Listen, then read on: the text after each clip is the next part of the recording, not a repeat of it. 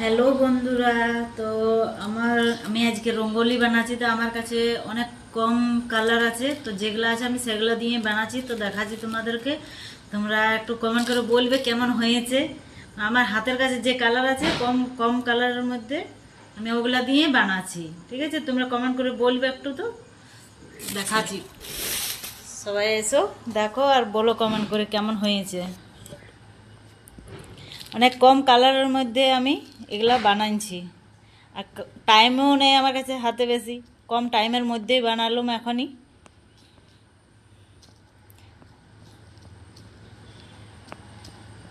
Colour বেশি নাই আমার কাছে, অনেক কম টাইমের মধ্যে এটা হলো। তো একটু কমেন্ট করে বলবে কেমন হয়েছে। ঠিক আছে।